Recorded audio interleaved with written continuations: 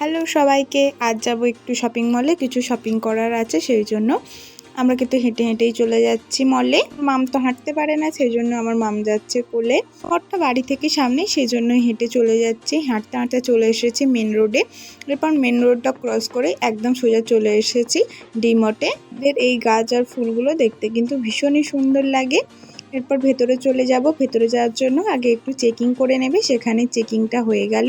এরপর একদম ভেতরে এসে একটা ট্রলি নিয়ে নিচ্ছি। ট্রলি নিয়ে দেখো মামকে বসিয়ে দিয়েছি।